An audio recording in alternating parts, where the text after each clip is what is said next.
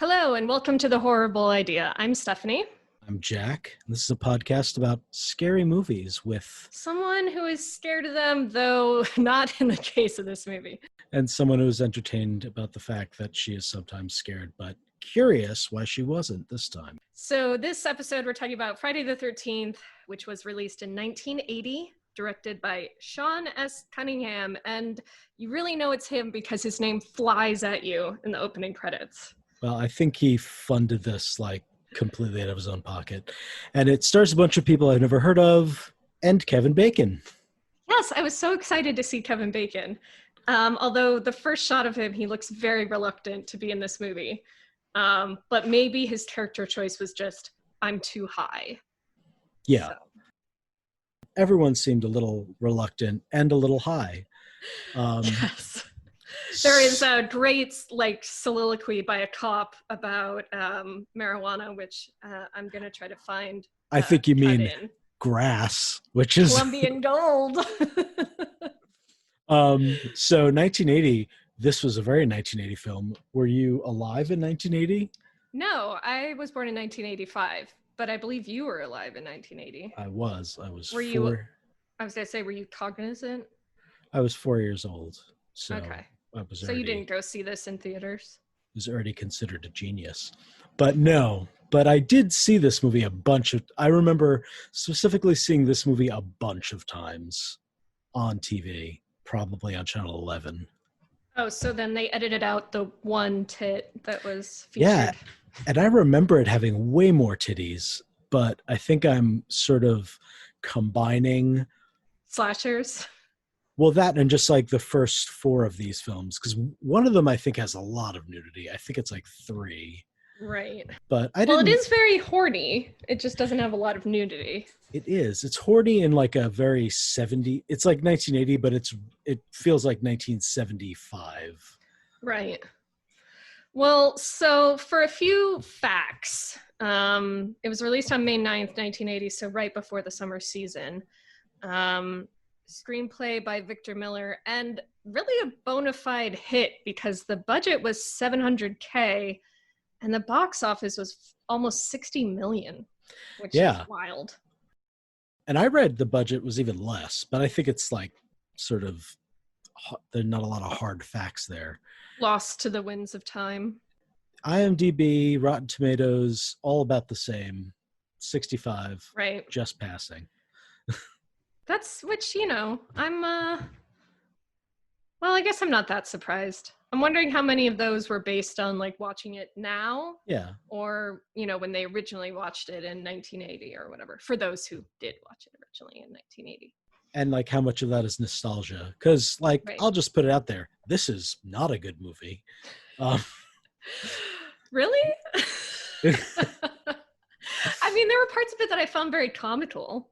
Yeah, no, it was funny. It was amusing as a piece of the past. But if I was sitting down and this movie did not have the, gravitas of being part of the canon of horror, I'd be like, oh, this is a silly B movie. Yeah. Well, and it's funny how many things occurred in it that I didn't realize were from it. Right. I had no idea that was from this movie. I knew it was from some sort of slasher. I actually thought it was the Michael Myers movie, which is Halloween. Yes. Okay.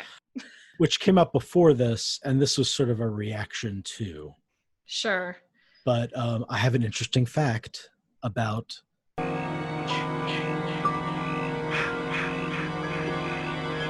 So the composer, Harry Manfredini? Sure. Harry Manfredini. So do you remember at one point... Please say it in your Italian accent. Manfredini.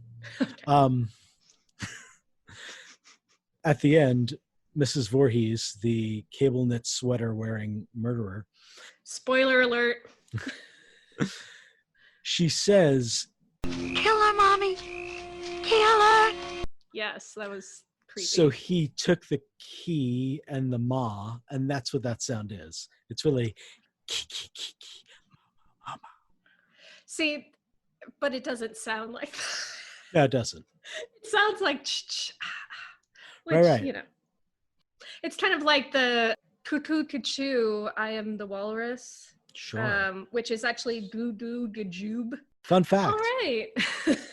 No, it's weird that you said you thought it was from another movie because I could have sworn that that sound is from the Amityville Horror, and Hmm. there's a similar sound, but basically it's just a voice saying like "kill, kill." Oh, So I don't like that. All right, preconceptions. Did you go to summer camp? Yes. Okay. Multiple different kinds of summer camp. I went to one that was actually really cool, that had um, a slightly similar amount of Native American appropriation as this movie, because there were all these different kinds of housing you stayed in. One was a Ah, covered wagon, one was a teepee, one was like a fort. There was a old cabooses, there was an airplane. wow, an airplane. Yeah, there was an old airplane, and it was like a Christian camp. Um, there was the whole TP, stayed in a TP thing, and then the Sure. following year I stayed in a covered wagon. So I covered the whole, you know, Spectrum. manifest destiny theme. Yeah, yeah. Did you get So dysentery or no? I didn't. I did get a snake bite, but Oh, I didn't know. I did not go to summer camp, although I went to various camps, but they always involved me going back home at night. Mostly baseball camp. Oh, day camp. Yeah, yeah, yeah. I went to baseball camp, but Ooh, did anyone ever say "eat shit and live," Jack? no, that was not in this film either. That's So, a little nugget from another horror movie that I have seen. all right. And you've seen like Wet Hot American Summer, right? I have not. I Oh, started watching it, and honestly, I got kind of bored. all right. Um, But you've seen other movies that sort of play with the tropes that this movie, well, I saw Sleepaway Camp, right? which is With heavily inspired. what Wet Hot American Summer is based on. So, Right. So yeah, I've seen Sleepaway Camp, and I think that's it. I have actually seen Jason 10. oh, in Um, space. yes, so I've Jason X, I should say. Thank you. So I knew a little bit of the lore of Jason, who is barely in this movie, but He pops yeah, up at the end, and the beginning and the end. He sort of caps the movie. yes, Did you know who the killer was before going into this? I did. Um, From I kind of did you forgot see? until. No, Sorry, sorry. did you see Scream? I did see Scream. Because Yes. I think that's one of the questions. Yeah, I don't remember it from that, but I remember it from our mutually beloved "How Did This Get Made?" when they discussed Jason X. Right. Someone in the audience explains who the killer, or when Jason puts on his mask, and so they say in the first one it's his mom, and she Right. wears nothing except a very nice cable knit sweater, She which we'll get looks to later. she looks great. You said before we started that you were not scared of this film. No, I mean, there were certain parts where I was startled. Namely, just two of the deaths, but they weren't scary. And I wasn't like, I feel like I tend to get more scared by the deaths were also slow in They this, I were think, is very part slow. of like they would show and then they'd cut and then it would be, it would take like 4 shots for someone to get their throat slit. So Yeah. yeah, Or an and I think arrow. because yeah, people got arrowed a lot. I think it just wasn't, and I think also the camp factor, and the unrealistic makeup of everybody's like throat slits. Right. Um, but so yeah, this one was, I think it was a good starter. We were giving ourselves a lot of room. So now like you can get more and more scared. Mm, yeah. So shall we give a brief summary of the film? Sure. So, brief summary. A group of camp counselors are stalked and murdered by an unknown assailant while trying to reopen a summer camp, which was the site of a child's drowning and a grisly double murder years before. Yeah, I think they do a good job of like having that crazy guy sort of give a bunch of Ralph? crazy Ralph, yes. The Ralph exposition? Yeah, the like screaming exposition, which Yeah. is another sort of trope that kind of comes in play at a lot of horror movies. Right. Well, I mean, Ralph was right. I mean, he Justice for wasn't Ralph. wrong. He wasn't wrong. In general, this movie was super, I want to say pervy. Like there was just a vibe Yes. about the whole film where you felt like you were like about to watch some teenagers take a shower or something. Oh, or like the harrowing truck ride that Annie went on, where Yeah, that where guy the was guy like staring at her. totally like grabbed her ass when he pushed her up, but she was so freewheeling, kind of hippie, cool. She never stopped smiling. She didn't. I was like, what are you Until so she was GD murdered. happy about? Yeah. Well, and so Annie had a couple of funny moments. So first, she walks up to a gas station dog that's just hanging out at the gas station, and she says, "Hi, girl. Excuse me. Hi, boy." Within like 1 second, and then on the pervy ride that doesn't take her all the way to the camp, he drops her like It's on like some 20 random miles road. away and he drives her like 10 miles. Yeah. And then she has to hitch the rest of the way. So he's saying like, kids these days or something. And she says, "Oh, you're an American original," which I found very funny. And then also, she has a little moment with whoever that random truck driver is, where she says, "I've always wanted to work with children. I hate when people call them kids. Makes them sound like goats." No, you're bringing up some of the gems of this script. Like really, somebody must have punched this up because it's really shining in a lot So of you points. were alive in 1980. Is this how people talked back then? Yeah, I hated it when people called me a kid. You know, there's a sort of Midwestern. I grew up in Queens, New York, representing. This is set in New Jersey. Right, and it is super New Jersey. Is it? Well, people's accents aren't, but it's like it actually reminded me more of upstate New York. That's where I thought it was. I had, It looked like my family used to go up to like Woodstock and places all over that area, and that's what everything looked like. Yeah. And yeah, so I'm sure New Jersey, up whatever the northern New Jersey equivalent is. Right. Yeah. So Annie was, I actually, when I first saw her, I thought maybe she's the final girl. Wrong. Right. She's the first to die. Right. She is. Yeah. She's like the prologue girl. This I think will segue nicely into the "why did you do that" section. Yeah. Hey, why'd you do that? Hey. So this is a segment where we ask a few questions of the protagonists, because they just tend to act kind of foolish in these movies. Yeah, it's like, why did you go down to the basement? That kind of thing. Why didn't you leave the house after, blood fell on you from the ceiling? Sure. Or the Some elevator. better examples might be from this actual film that we just are talking about. Why don't you start, Jack? All right.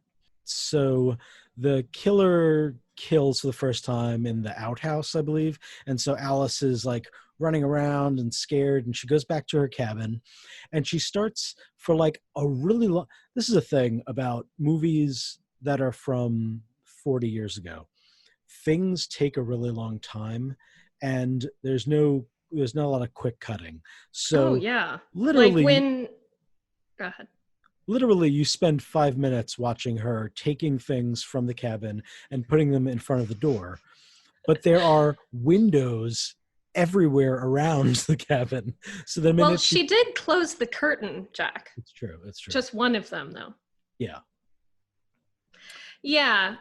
So when she first started doing that, she got a whole rope and she did like a pulley kind of thing. And at first I was like, oh, wow, you are the final girl. You're being resourceful. And then about on the seventh piece of furniture, I was like, all right, maybe move on to other entrances. But Sure. no, she didn't. She She just, did. went over to another open window in the kitchen. So but yes, it is a very slow in kind of that 70s way where like, in the 80s movies started to kind of pick up the pace of cutting, Sure. more toward the mid to late 80s, but it's still got kind of that 70s slowness where like they're fixing Steve and Alice are fixing the gutter for like quite a while with no dialogue. Sure. They're just kind of fixing the gutter, and then they start talking about her drawings. All right. What do you want to know? So my big question, my number one question is, Marcy, what the hell was that Katharine Hepburn impression? While you were in the bathroom looking in the mirror post coitus. Well, she's high on love. She's Yeah, I guess. I want to say good for her. Go pee after you have sex. It really That's reduces the chance of good. getting a UTI. I would include, and I'm revealing my number two question, but she wore no shoes to this outhouse, which I found a little icky. I know that nobody's been at the camp in a while, but I don't know. I think it's just a good best practice to wear some sort of foot covering when Something. you're going to a public toilet. There was a little like a hippie under toe under Undercarriage. thank you. No, that's not what I meant, but I'm sure that is true. My next question is, at one point somebody runs into this room that has a whole row of rifles. Why didn't they go there before? Right. And I saw this question on the outline. I did not remember a room of rifles. So apparently I missed that. There was a point where somebody goes and gets a rifle and they're trying to break the lock of the drawer that has all the ammunition. And yeah, I think that's Bill. Oh, Bill was my names. favorite. So it was hard for me to remember the names. I agree with you there. They were all very like kind of the standard American name.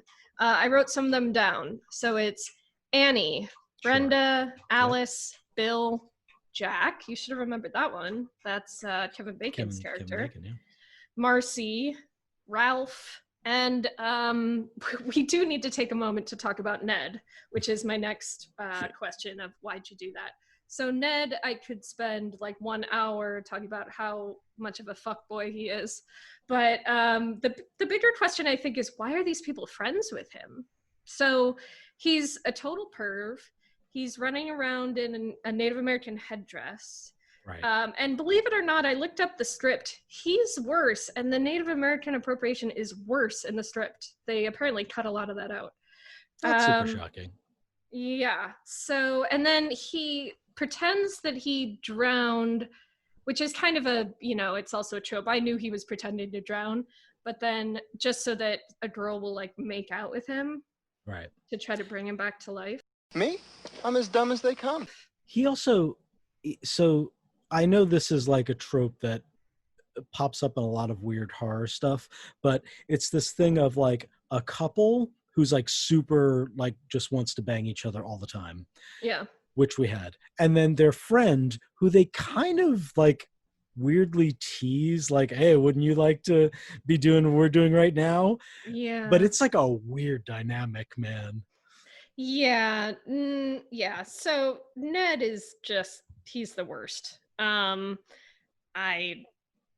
don't like Ned. I did like the scene with Ned and the cop, though. That was just a comedy of errors.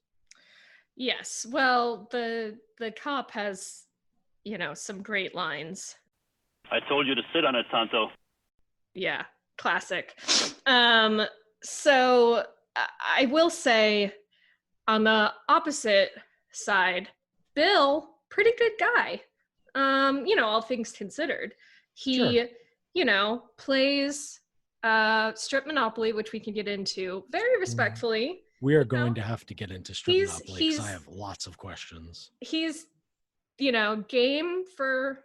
literally game for strip Right. Monopoly, but not in a pervy way or a creepy way. Sure. He comes to the rescue with his machete to cut the snake up or Yes. to kill the snake. I don't know. He's a good guy. I was kind of hoping he'd make it, but I knew they couldn't leave 2 people alive. So, but he goes Right. to put on the generator. He, just We have overall to a have good guy. the capable person. All right. So I'll just get into strip Monopoly quick because Right. that's one of my whys, which is less of a why and more of a what. And what exactly are the rules of strip Monopoly? Is there a specific monetary value for each piece of clothing? Like, are there tiers? Because you can't have like Park Place be the same amount of clothes as like Baltic Avenue, or else what is the point of the entire sort of tiered capitalist structure of Monopoly? Right. Well, yeah. And she says, Brenda says at one point, Brenda's a mature and striking woman. Yeah, she's beautiful. She wore a very like home on the prairie nightgown though. It was like all the way up to her neck and floor length. But yes, so she says at one point, you take off clothing instead of paying rent. But it seems sort of ad hoc. Like, so I think at one point someone says, "Oh, for that I'll take a boot." So I think it's like, I'm not comfortable with that kind of casualness when it comes to rules for tabletop gaming. But, this is a movie, I guess. I think it is a movie. Like, I'm pretty sure. Yeah, it is. It is 95 minutes. So it is. It was a quick. I did start and stop a couple of times. I like a 90-minute movie. Sure. And I can forgive a lot of things when a movie is only right around 90 minutes, which is the case in this movie. There was a lot to forgive. There were a lot of deaths in this, so maybe let's just run down some of these deaths. And sure. Annie's first, right? Right. Well, no. First we have the murders in the 50s. Oh, right. Yes. So there's when the girl is kind of like stumbling around these boxes and then it freeze frames on her face. Right. And it zooms in and then opening credits. Also, a thing about the opening credits, is this the inspiration for Now That's What I Call Music? Oh, because I thought that Friday the 13th logo looked a lot like Now That's What I Call Music. The beginning really starts the whole sex is bad, and if you are horny, you are going to die, which pretty much carries through the whole film and is kind of the thesis of the film.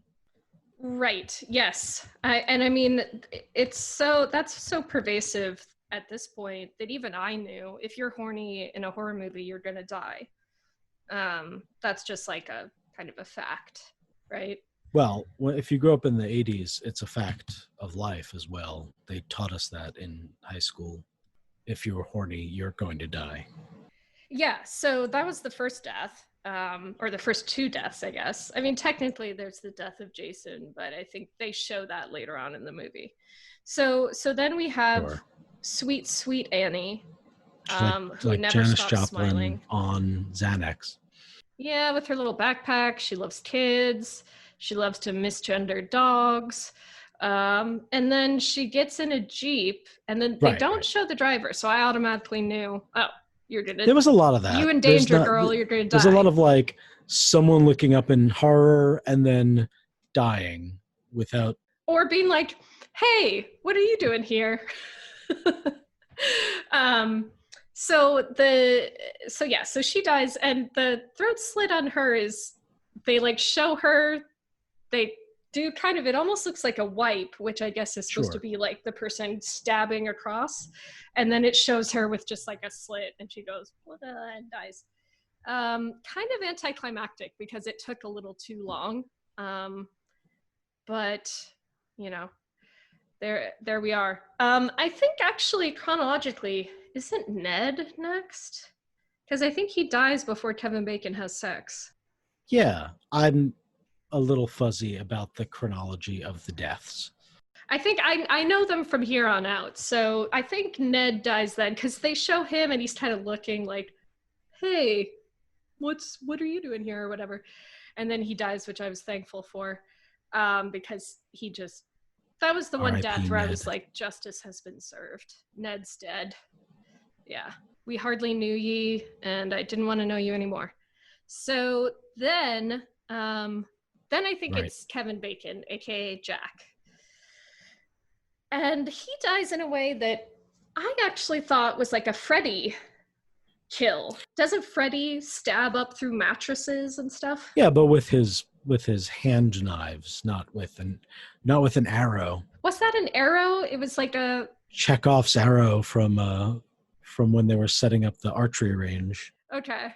Somebody arrowed him through a mattress. Well, so then it's Jack, and then this is of course he dies smoking a cigarette post coitus, and then Marcy dies. It's the best way to die. In the outhouse after she's walking around in her little underwear. Sure. Yeah, those are very brief.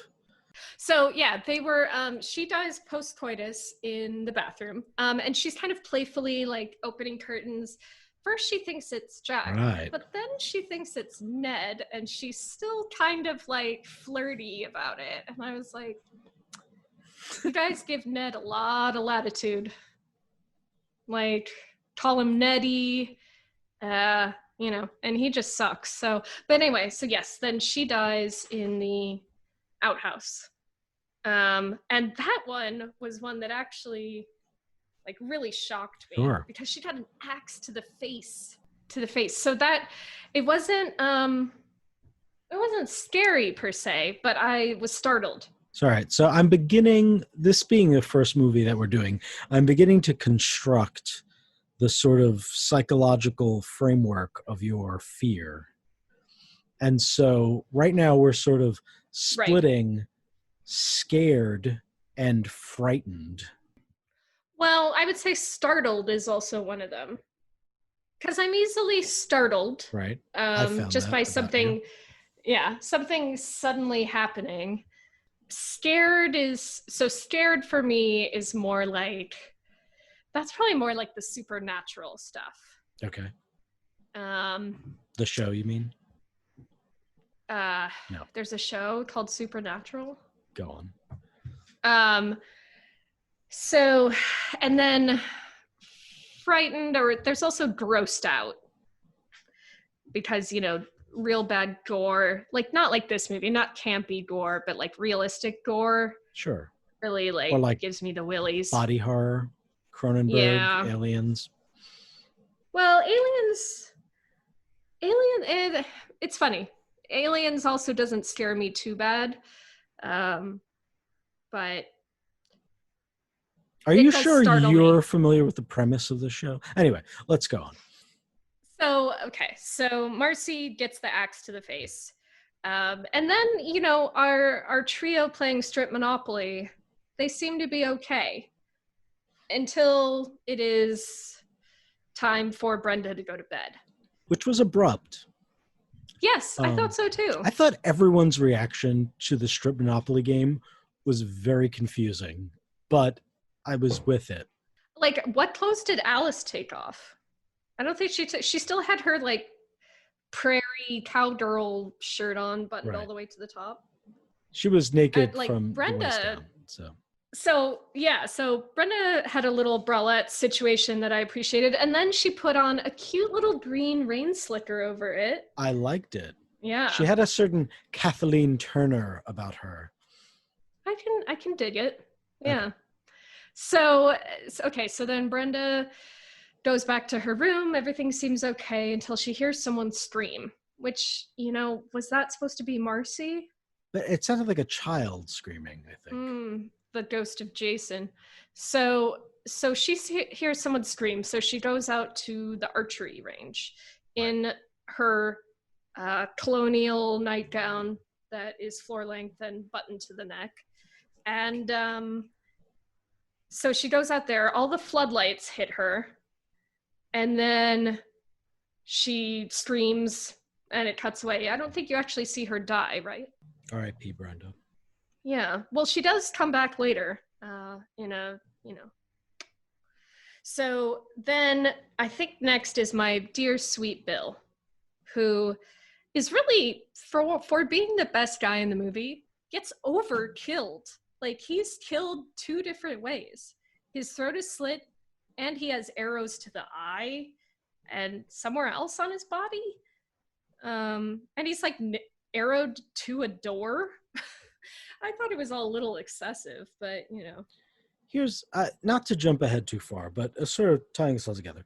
These deaths are so elaborate and so weird and bloody, but when we see the person doing them, they are completely clean, wearing Yes. fresh clothes, Yes. and seemingly incapable of hurting anyone.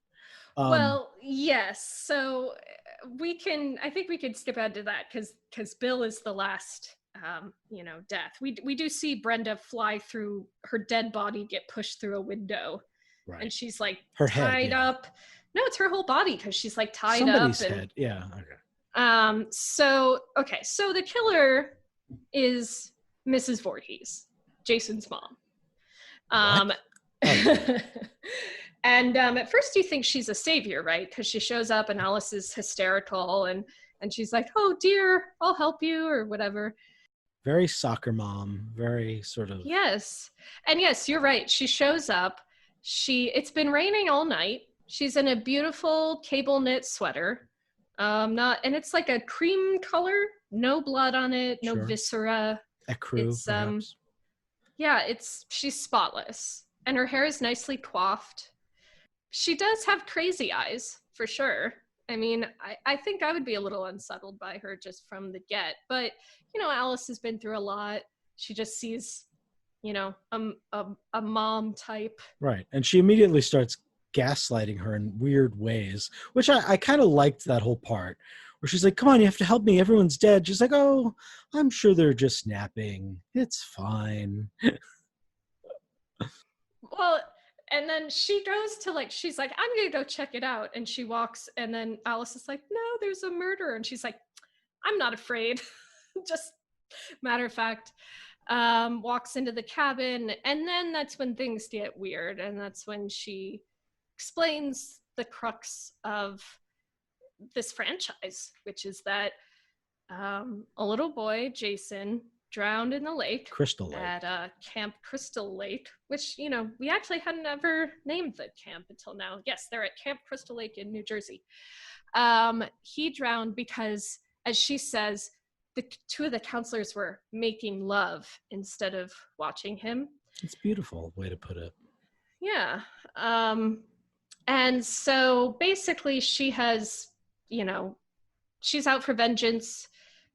She is hasn't gotten over, and it seems as though she's kind of almost in a Hitchcock Psycho kind of way, embedded Jason into herself. Right, because she speaks in Jason's voice. Right. Don't let her get away, Mommy. Don't let her live. I won't, Jason. Yeah, no, there's definitely like a reverse Psycho kind of thing going on. Yeah, I liked it. I like Pamela Voorhees. I think she's a cool character. And that it's interesting that the series kind of veers off. Like the first of the series has a different killer and has this sort of, different mythology almost than the rest of the series. Like Jason is there sort of just, he is driving the action because of his death, but he's not, although in the words of Alice, then he's still there. Right. Which, by the way, when he jumped, so cut to, Mrs. Voorhees bitch slaps Alice a few times. She does like the front hand and then the back hand. Yeah, it's the way to do it. Yeah. And there's kind of a very extended sequence of Alice sort of knocking Mrs. Voorhees out, running somewhere. Mrs. Voorhees wakes up, tracks her to that location. Then she knocks her out again. She runs to another location. So it's sort of like it's like three different things. So then finally she goes to the lake and she gets in a canoe after finally knocking Mrs. Voorhees out, and there's blood. And she's out in the lake in this canoe, and the cops are on the shore. And it seems like she's saved. And then a burnt freaking golem jumps out of the water. Did he not look like burnt Gollum? or just something? I don't know, something. He's decaying maybe, but it's more of a Smeagol then. He looked like Gollum had been like burnt. Well, and Gollum then, like, was burnt. Dropped Spoilers. in a lake. Well, not liquidated Gollum, just like singed. No, yeah, it was a weird. I did like. I kind of, especially when it comes to horror or sci-fi, I like when there's something weird that happens that is never explained, really, that sort of gets to be mysterious, and sort of what Jason is and like what the whole thing was is not explained. Was that like, I was wondering, was that a dream sequence? Was it real? Was it? Well, because she does wake up then, and she's not dead. She wakes up in like a hospital or an asylum. I don't know. And then they shoot some Valium into her butt. Right. Because the nurse is like, roll over, sweetie. And then she like gets some Valium in the butt. Sounds great. Yeah. So my character of the movie, though, the sunshine of my day, my true final girl is Sandy, the waitress at the diner. Oh, yeah. She is amazing. I love Spitfire. her glasses. I love her smile. I love her vibe. I want more Sandy. I want her to come back in Jason 2 or Friday the 13th 2. I hope so. I know that she seems to be a staple. I know that the town near Crazy Ralph comes back. I know that. He's in 2. Right. I don't know who else comes back. P.S. Interesting fact. I have 2 that I think are great. One, this was originally called A Long Night at Camp Blood, which they mention. They call it Camp. Did they say Camp Blood? Well, they say something like, it should be called Camp Blood. Like. No, they say something like, the townies call it Camp Blood or something like that. Then which is my favorite fact about this movie, which is sort of left field. So they're on this farm in New Jersey, and who lives next door? Lou Reed. Lou Reed would come by and just play the guitar for them and sing, for the crew, just hanging out. Well, that makes it worthwhile.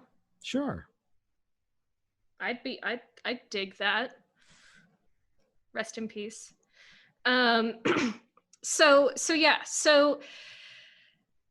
it's interesting that there are at least 10 Jason movies, right? But there's more than that. Because there's Freddy versus Jason. Right. And there have been multiple comic books. I think there's been a couple of video games. It's a rich canon. It's a rich They got a lot out of this. Let's kind of break down our final reactions to this movie. So this is our first movie. I think it's a good starting point because, I didn't really get that scared. And, I think people listening, it might seem like maybe, she's not actually that scared of horror movies. I really am. Like, I really am. And I'm a little. Yeah. Like, you saw the reactions, my filmed reactions to that horror short we watched. They scare me. So, but, this had just so much kind of camp, and the kills were kind of schlocky. No hate on the makeup artists, but they weren't like, I didn't really think these people's throats had been slit. And the kills kind of happened so slowly that, I knew it was about to happen. It didn't kind of come out of nowhere. Right. So on our ranking, so the way we're gonna do the rankings is we're going to have the stare factor and the entertainment factor. And these are on a scale of 1 to 10. So for me, I would say starey, 3 out of 10. Not really scary. I got a couple of moments where I was startled, Axe Face in particular. And then on the entertainment side, honestly, I'd say 6 out of 10. I'm in line with the Rotten Tomatoes and IMDb and all that, because You're a populist. I don't know. There were some laughs, some really funny quotes.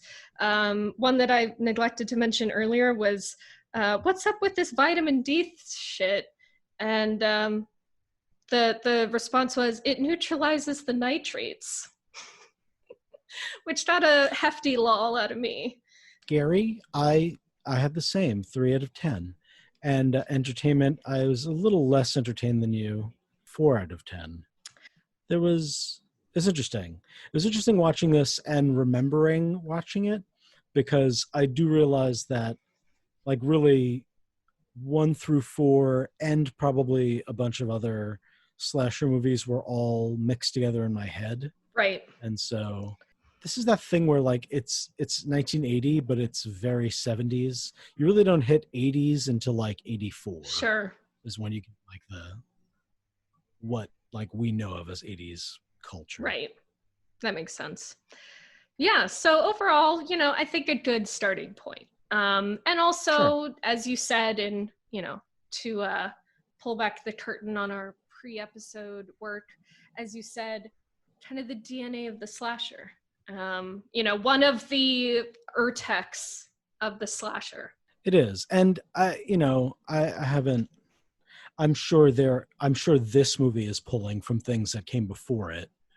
But for me, this was like my first peek into that sort of mythology and that trope, and like something that really became codified. It seems like very quickly, because a bunch of movies like have the same exact structure. Right. And then, by the 90s, maybe the late 90s, early 2000s, you get your Screams and you get your Cabin in the Woods and you get all these things that are like sort of parodying or riffing off that. Yeah. Like that really codified structure. Yeah. So, I mean, as, kind of corny and schlocky as some of it was, like, it's, like the DNA of so many movies now, and since then. Our next episode, we will be going back to the 80s to, instead of the slasher film, the haunted house film. Poltergeist, which I think I'm going to be more scared of. I remember being super scared of it when I was a kid, so. Well, tune in and also check our social feeds. So we are The Horrible Idea on Instagram and on Twitter, Horrible Pod. Rate and review us on iTunes. We're a new podcast, so those ratings make a difference. 5 stars, please, only. That's it for this episode of The Horrible Idea. We'll be back in 2 weeks with our next episode. Till then. Or maybe we're right behind you. No, let's not do that. Oh no, I'm just gonna follow it up with